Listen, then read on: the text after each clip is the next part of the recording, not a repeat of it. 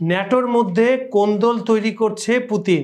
ইউক্রেনকে গোয়েন্দা তথ্য দেবে যুক্তরাষ্ট্র। টমাহক মিসাইল বিবেচনায় যুক্তরাষ্ট্র। মার্কিন হামলায় ভেনেজুয়েলার নৌকা ধ্বংস।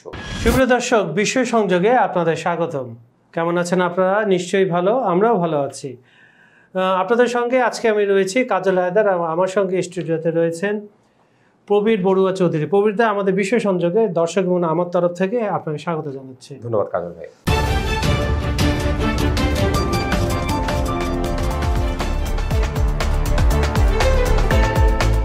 আমরা প্রথমে দর্শকদের প্রতি এপিসোডের মধ্যে আজকে ধন্যবাদ জানাচ্ছি। আমাদের প্রচুর কমেন্ট আসছে। আমরা ধন্য যে আমাদের ভিডিওগুলো আপনারা দেখছেন, বিশ্লেষণ করছেন, মতামত জানাচ্ছেন, আর ক্ষমা চেয়ে নিচ্ছি বরাবরের মতো। আজকেও ক্ষমা চাচ্ছি, কারণ হচ্ছে সবগুলো কমেন্ট পড়া আসলে সম্ভব না। তো ভবিষ্যতে আমরা এই লেন্থটা বাড়ানোর চিন্তা ভাবনা করছি।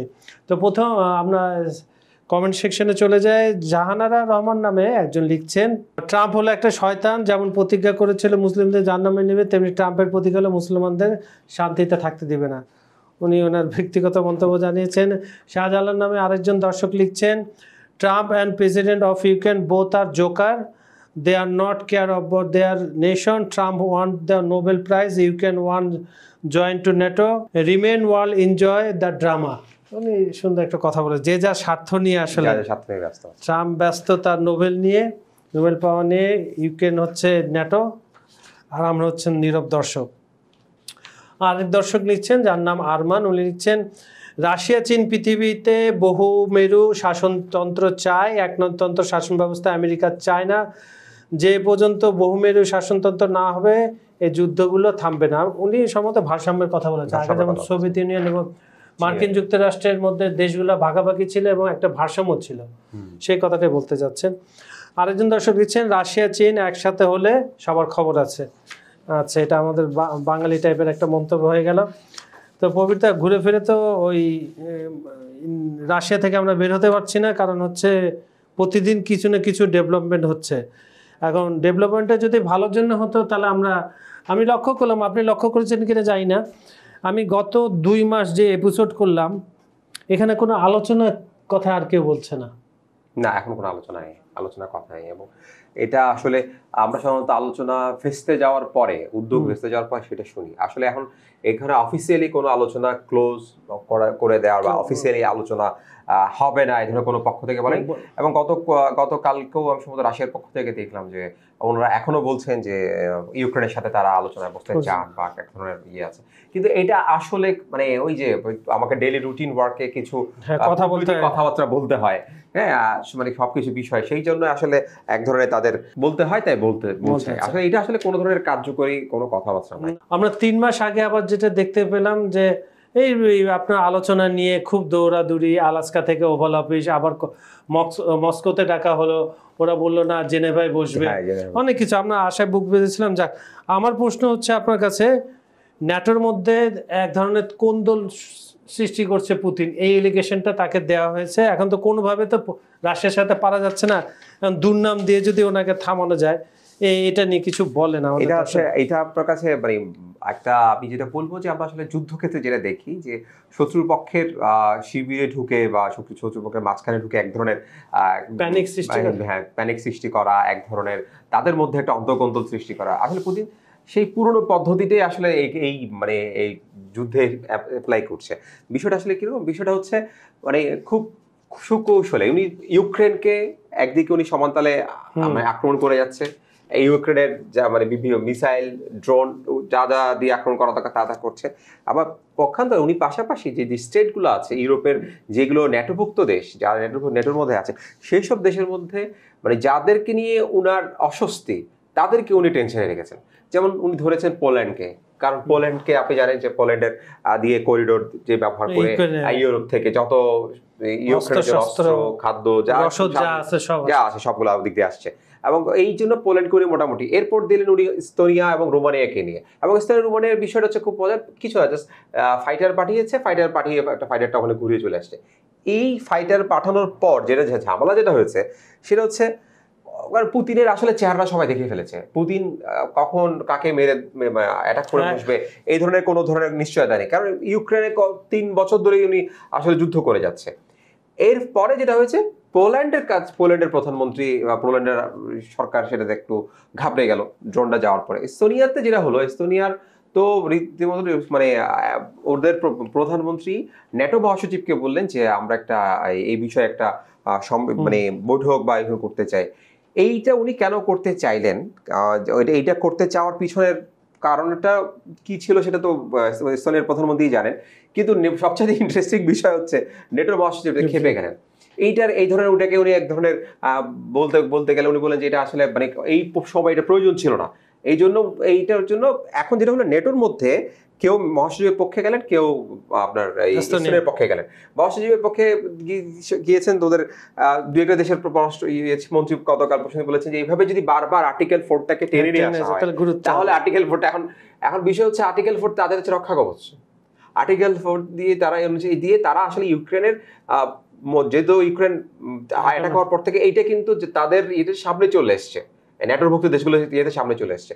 তারা কিন্তু বারবার চাইছে যে এইটাকে সামনে। এখন ন্যাটো মহাসচিবের মাথার মধ্যে আসলে যেটা দুশ্চিন্তা ঢুকেছে সেটা হচ্ছে এই যে আর্টিকেল 4টা যদি বারবার আলোচিত হয় তাহলে এটা কিন্তু কার্যকারিতা নিয়ে প্রশ্ন থেকে যাচ্ছে, দুর্বল হয়ে যাচ্ছে। এখন বারবার উনি বলছেন যে ভাই এই আর্টিকেল 4 নিয়ে কথা বলা যাবে না।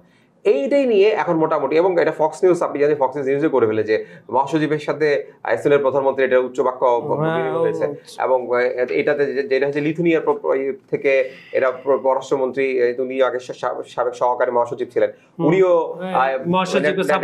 পক্ষে নিয়েছে। এখন এই যে দুই পক্ষ তিন পক্ষ হয়েছে এবং এদের মধ্যে যে একটা দ্বন্দ্ব তৈরি হয়ে যাচ্ছে, কোন্দল তৈরি হয়েছে প্রকাশ্য।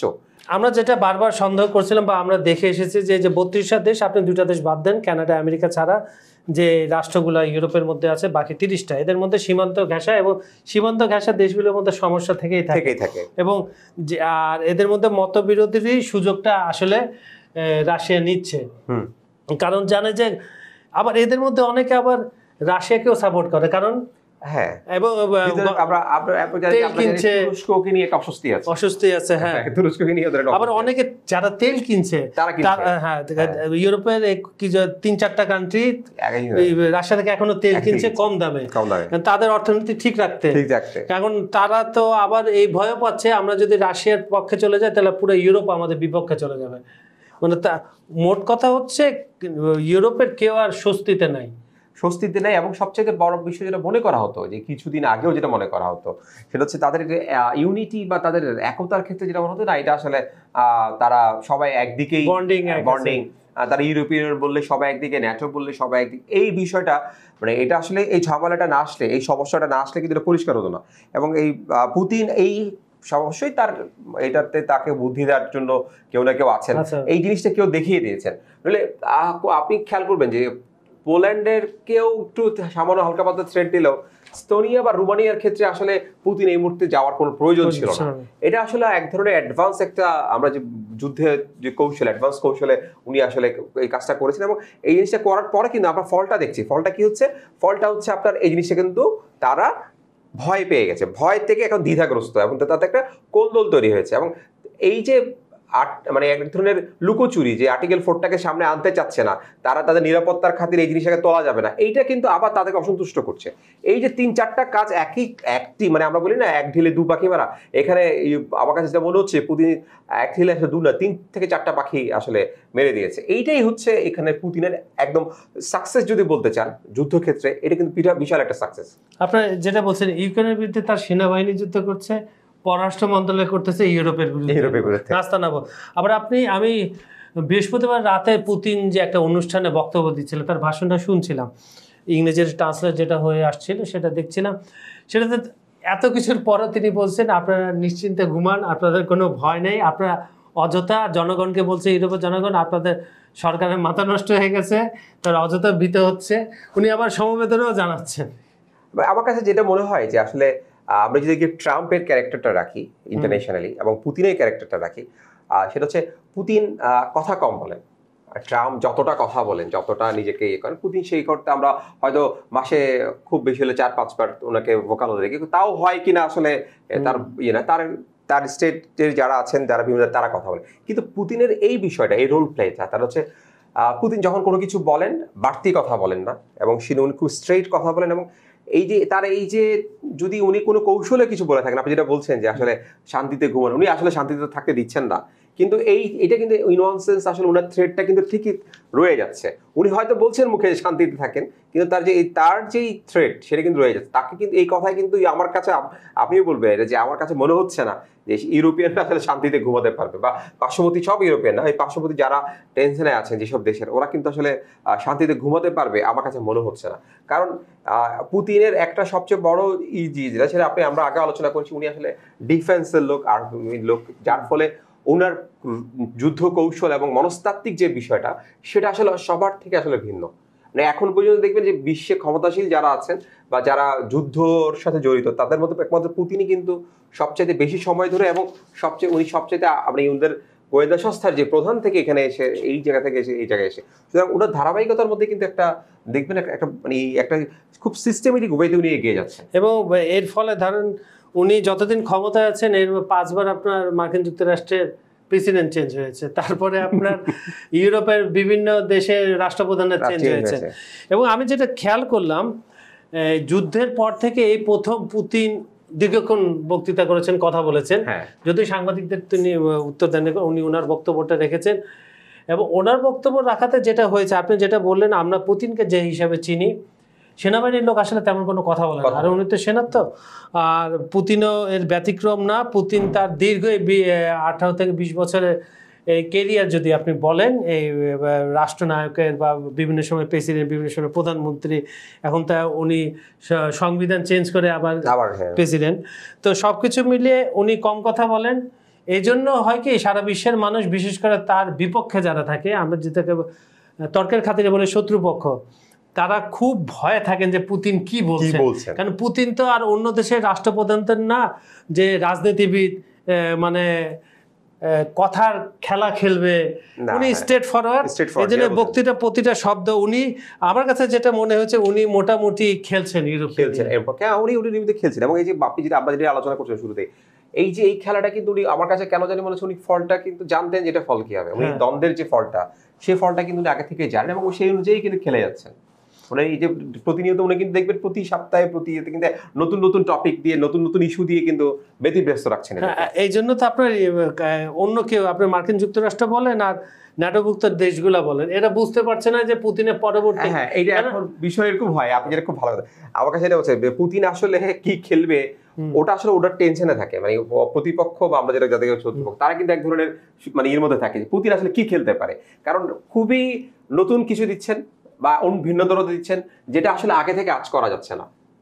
এখন যেটা বলছিলাম, আপনার পুতিনের বিষয়গুলো আসলে প্রেডিক্ট করা খুব মুশকিল। আর যেটা হচ্ছে, আপনি একটা জিনিস দেখেন, 3.5 বছর যুদ্ধ হয়ে গেল, এই যে পোল্যান্ড বলেন, এস্তোনিয়া বলেন, রোমানিয়া বলেন, এদেরকে কিন্তু কখনো রাশিয়া নাড়ায়নি।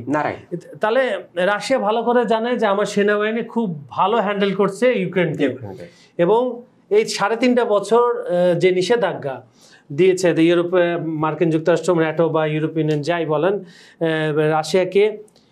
রাশিয়ার অর্থনীতি জিডিপিতে ভালো হলো, স্বস্তি কিন্তু নাই, অস্বস্তি। এই যে টেনশন, অস্বস্তি, এইটাই সে ফেরত দিতে চাচ্ছে এবং ফেরত দিয়েছে অলরেডি। নাহলে ইউরোপিয়ানরা এত সুন্দর সুন্দর মানুষ, 6 ফিটের লম্বা, মেয়েগুলো এত দুর্দান্ত, তাদের কালচার এত সুন্দর, ওদের হাঁটা চলার মধ্যে কেমন জানি একটা টেনশন বা একটা নিরাপত্তার খোঁজ, বা কখন একটা ড্রোন এসে পড়ে। যেমন জার্মানির একটা, জার্মানি বিমানবন্দরের আপনার বিমানবন্দর বন্ধ করে দিতে হয়েছে কয়েক ঘন্টার জন্য। তাহলে আপনার ইউরোপের যে বড় দেশগুলা ছাড়াও ছোট দেশগুলো, মনে করেন আপনি কিছুতে গত বৃহস্পতিবার একটা এপিসোডে বলেছিলেন যে ডেনমার্ক কোনো কিছুতে নাই। আমরা তো সম্ভবত এস্তোনিয়াকেও তেমন একটা, রোমানিয়াকে এমন একটা, পোল্যান্ড জানি যে পোল্যান্ড একটা কি ফ্যাক্টর, কিছুটা শক্তি আছে এবং কি ফ্যাক্টর, দেশটাই হচ্ছে কি ফ্যাক্টর, এই জন্য পোল্যান্ড আসে। কিন্তু এস্তোনিয়া, রোমানিয়া, ডেনমার্ক এগুলাকেও মোটামুটি, এগুলাকে আমার যেটা মনে হয়, ব্যক্তিগত মতামত, এই নিউজগুলো ঘেটে যেটা আমার মনে হয়েছে, সেটা হচ্ছে এই দেশগুলো এখন ফ্রান্স, জার্মান বা মার্কিন যুক্তরাষ্ট্রের উপরে একটা প্রেশার ক্রিয়েট করতে পারবে, যে দেশের জনগণের তরফ থেকে যে এই যুদ্ধটা আসলে বন্ধ করা হোক। চাইছে আসলে আমার কাছে যেটা মনে হচ্ছে, আপনি যেটা বলছেন, এটাই আসলে পুতিন চাইছে, যে এই সমস্যাগুলোর ওদের রাষ্ট্রগুলো ভিতর থেকে আসুক, রাষ্ট্রগুলো এটাতে পড়ুক, এবং দেন ওরা হচ্ছে ইউএসএ কে বা নেটোকে একটা কম্বাইন্ড একটা চাপ দেবে। এই বিষয়টা আসলে চাইছে, এইটা চাইছে বলেই হয়তো আমার কাছে যেটা মনে হচ্ছে যে পুতিনকে একটু টেনশন রাখার জন্য আবার নতুন শুধু অস্ত্র কথা আমেরিকা বলছে। এই সেগমেন্টে আসছি আমরা। হ্যাঁ, এই জন্য এই বিষয়টা বলছে, তারা একটা জিনিস বুঝতে পারছে যে আসলে যে পুতিন নেক্সট যেটা মানে খেলবেন সেটা আসলে তাদের জন্য আসলে একটু টাফ হয়ে যাবে। আচ্ছা, যেটা বলছিলাম কিছুদিন আগে আমরা জানতাম যে টমাহক দূরপাল্লার ক্ষেপণাস্ত্র ইউক্রেনকে দিবে, এটা নিয়ে রাশিয়ার আপত্তি আছে। রাশিয়া বলেছে এটা কোনো গেম চেঞ্জার হবে না, যুদ্ধতে যেভাবে আছে সেভাবে থাকবে, আর এটা এখনো ফাইনাল ডিসিশন নেওয়া হয়নি। আর যদি আপনি পূর্বাঞ্চল দখলের কথা বলেন, ইউক্রেনে রাশিয়ার দাবি করছে 4714 বর্গ কিলোমিটার দখল করেছে, আর ইউএসএ বলছে সেটা 3440 বর্গ মিটার। খুব একটা ডিফারেন্স, খুব একটা ডিফারেন্স। তারপর যেটা এখন আমরা সবসময় বলে থাকি যে ট্রাম্প টেনে আনতেছেন ন্যাটোকে যুদ্ধতে, তার একটা হচ্ছে যে রাশিয়ার যেখানে জ্বালানি অবকাঠামো আছে, এখানকার যে লক্ষ্যবস্তু যেখানে আঘাত হানলে সবচেয়ে বেশি ক্ষতি হবে সেসব জায়গার গোয়েন্দা তথ্য ইউক্রেনকে দিবে। এটা তো আরেক ধরনের। আমার কাছে একটা প্রশ্ন হচ্ছে, এতদিন কি গোয়েন্দা তথ্য ইউক্রেনকে দেওয়া হয়নি? কারণ যুদ্ধ কিন্তু তাদের বন্ধুত্ব বা মিত্রতা যুদ্ধ কিন্তু অনেক দিন, 3 বছর 3.5 বছর নতুন করে আসলে ইউক্রেনকে আসলে দেয়ার কি আছে সেটা বোঝা। সেটা আমি একটু এই জিনিসটার মধ্যে আসলে আমি একটু হতে চাচ্ছিলাম যে এটা কি টমাহক দিয়ে কিভাবে অ্যাটাক করা যায় সেই কারণে কে প্রমোট করার জন্য এই ধরনের ইনফরমেশন দেওয়া হচ্ছে কিনা, এটাও একটা চিন্তার বিষয় আসলে তাদের। আসলে এই কিন্তু যেটা বলেছে পুতিন বা রাশিয়ার পক্ষ থেকে যেটা বলা হচ্ছে, আসলে এই ধরনের চিন্তাতে যেটা ঝামেলা যুদ্ধের, তাপে যেটা বললেন যে গেম চেঞ্জার হবে না, কিন্তু যেটা ঝামেলা হচ্ছে সরাসরি ইউএস এর অ্যাটাকটাকে তখন সরাসরি হয়ে যাবে, এবং কিন্তু একটা থ্রেট দিয়ে রেখেছে, এবং এটার জন্য ইউএসএ বা যারাই এটাকে সাপোর্ট করবে তাদেরকে এটার জন্য কারণ হচ্ছে আপনার রাশিয়ার যে ক্ষেপণাস্ত্রগুলো বিভিন্ন মাত্রার রয়েছে, স্বল্প, মধ্য এবং দূরপাল্লার। আমরা যেগুলো এমনও ক্ষেপণাস্ত্র তাদের রয়েছে যেটা মার্কিন যুক্তরাষ্ট্রে আঘাত করতে পারবে। কিন্তু এখন যদি টমাহক তো মার্কিন যুক্তরাষ্ট্রের ক্ষেপণাস্ত্র ধরেন ইউরোপীয় কান্ট্রি দিয়ে এটা ইউক্রেনকে দিল, তাই এখানে তো রাশিয়ার থ্রেট দিয়ে রেখেছে, এটা তাহলে ভাবা হবে মার্কিন যুক্তরাষ্ট্র এবং ন্যাটোরা জড়িয়ে পড়ছে। তখন যে রাশিয়ার আশেপাশে বা মধ্যপ্রাচ্যের দেশগুলোতে, মনে রাখতে হবে রাশিয়ার অনেক অংশ এশিয়ার মধ্যে, এবং যে বেসগুলো রয়েছে, সেনা ক্যাম্পগুলো রয়েছে মার্কিন যুক্তরাষ্ট্র, এগুলো তো হুমকির মুখে পড়বে। হ্যাঁ, অনেকগুলো ছড়িয়ে ছিটিয়ে রয়েছে এবং সবগুলো নিরাপত্তা কিন্তু সমান না, এবং মার্কিন রণতরী কিন্তু সাগরে ছড়িয়ে ছিটিয়ে রয়েছে সবগুলো। হ্যাঁ, এটা ভাবতে হবে, কারণ হচ্ছে রাশিয়া তখন হয়তো ইউএসএ কে সরাসরি আপনার এই জিনিসটা মানে করতে পারবে না, মানে সরাসরি অ্যাটাকের দিকে হয়তো যাবে না, কিন্তু এই সব রণতরী বা বেসগুলোতে কিন্তু আক্রমণ করাটা খুবই সম্ভব। আমরা সাম্প্রতিক সময় এগুলো আমরা দেখেছি।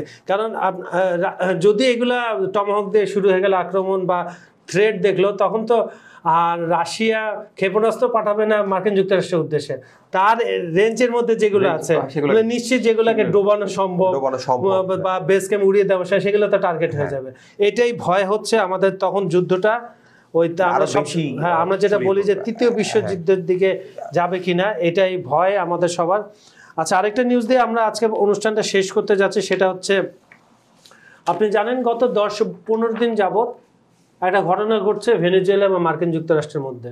আমি 10-15 দিন এই কারণে বললাম, ভেনেজুয়েলা, কিউবা, এদের সাথে মেক্সিকো, এদের সাথে কিন্তু মার্কিন যুক্তরাষ্ট্রের অনেক দিনের একটা খারাপ সম্পর্ক। এই কারণে ওখানে কমিউনিজম চলে, আর এরা বারবার চায় মার্কিন সমর্থিত বা পাশ্চাত্যের সমর্থিত কোনো সরকার ওখানে বসুক, কিন্তু এখানে হয়ে ওঠে না।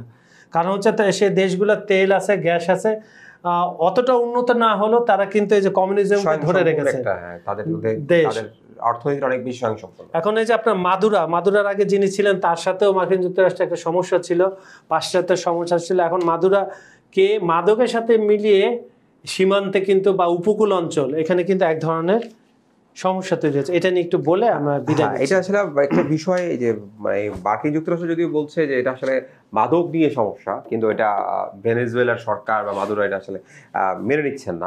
ওদের দাবি হচ্ছে যে আসলে ওনাকে সরকার থেকে উৎখাত করার জন্য যে এই ধরনের একটা ষড়যন্ত্র বা পরিকল্পনা নিয়ে ভেনেজুয়েলার তরফ থেকে বলা হচ্ছে, এগিয়ে যাচ্ছে। এবং এখন বিষয়টা হচ্ছে আমরা জানি যে মেক্সিকো, ভেনেজুয়েলা, কিউবা, যেমন কমিউনিজম একটা ইয়ে আছে, এবং ওইখানে কিন্তু তথাকথিত সেই মাদক এই হ্যাঁ, দৌরাত্ম্যতা আছে। কলম্বিয়াও কিন্তু রয়েছে, কলম্বিয়া এটা কিন্তু সবাই রয়েছে। জানে। হ্যাঁ, এই যে আমেরিকা এই সাইডগুলোতে এখন বিষয়টা হচ্ছে এটা সত্য, এটাকে অবশ্যই এটাকে দীর্ঘমেয়াদে আমরা যে বড় বড় মাফিয়াদের নাম শুনে নাম থাকি। শুনছে, হ্যাঁ, এই মাফিয়াগুলো কিন্তু আসলে এখানকার এখানে নিয়ন্ত্রণ করে। ড্রাগ ডিলের সাথে জড়িত। এখন এই অভিযোগটা তুলে অনেক পুরনো অভিযোগ, মেক্সিকোর বিরুদ্ধে এটা অনেক পুরনো তুলে তুলে আমেরিকা এটা করে। কিন্তু বিষয়টা হচ্ছে এই জায়গায় যে আমার কাছে যেটা ইন্টারেস্টিং লাগছে, একটু যদি পিছনে যাই তাহলে হচ্ছে কিন্তু আমরা যখন কিউবা বা মেক্সিকো বা ভেনেজুয়েলা এদের সাথে কিন্তু অনেকভাবে কিন্তু ইউএসএ চেষ্টা করেছে তাদের সরকারগুলোকে ফলানো, এবং এটা কিন্তু প্রকাশ্যে, এটা এরকম না যে ভিতরে কোনো ধরনের চেষ্টা, এটা প্রকাশ্যে চেষ্টা করে ওদের করা হয়। কিন্তু আপনি যেটা বলছিলেন তারা কিন্তু মানে স্বয়ংসম্পূর্ণ, তাদের অর্থনৈতিক ভিত্তি দুর্বল না, কিন্তু তাদের এই যে ডেপটা তাদেরকে মানে ক্ষমতাচ্যুত করার জন্য এখনো পর্যন্ত সেভাবে আমরা সফলতা দেখিনি সেভাবে মার্কিন যুক্তরাষ্ট্রে। কিন্তু এইবার একটু হয়তোবা যেটা দেখা যাচ্ছে যে যদি এই ভেনেজুয়েলার প্রধান প্রেসিডেন্টের বা সরকারের এই অভিযোগটা সত্যি হয়ে থাকে যে মাদকের অভিযোগ তুলে তাকে সরকার থেকে সরানোর চেষ্টা করা হচ্ছে, এখন আমরা দেখি খুব সামান্য অভিযোগ ধরেই কিন্তু পরবর্তীতে অনেক বড় ঘটনা ঘটেছে। আমরা দেখেছি যে ইরাক যুদ্ধের সময় ইরাকে এক ধরনের এই ধরা যায় পরে কিছুই পাওয়া যায়নি, এটার জন্য পরে অনেক কথা হয়েছে আন্তর্জাতিক। এই ধরনের কিছু না, এটা কিন্তু ভেনেজুয়েলার এই অভিযোগটার ক্ষেত্রে আসলে যেটা দেখা যাচ্ছে, যদি এই অভিযোগটা সত্যি হয়ে থাকে ভেনেজুয়েলার যে এই ধরনের একটা অভিযোগ তুলে তাকে ক্ষমতাচ্যুত করা হচ্ছে, তাহলে কিন্তু এটা আমরা বলতে পারি যে নতুন আরেকটি অ্যাঙ্গেল বা নতুন আরেকটি ধরন দিয়ে আসলে মার্কিন যুক্তরাষ্ট্র ওখানে অগ্রসর হচ্ছে। এখন সবাই হয়তো বলে দেবে যে আসলে এটা কতটা সফল হতে পারে। আচ্ছা, সুপ্রিয় দর্শক, এই আপনার ভেনেজুয়েলা, ইউরোপ, ন্যাটো, রাশিয়ার পাশাপাশি ভেনেজুয়েলার চোখ থাকবে। বিষয় সংযোগের ভিডিওগুলো দেখবেন, লাইক কমেন্টে শেয়ার করবেন, আর আমাদের এখানে আপনারা যদি কিছু জানতে চান অবশ্যই কমেন্টে জানাবেন। আবার ধন্যবাদ জানাচ্ছি, আপনারা আমাদের কমেন্ট করছেন এবং অনুষ্ঠানটা খুব ভালোভাবে নিচ্ছেন। আমরা চেষ্টা করব অনুষ্ঠানটা আরও ভালো করার জন্য।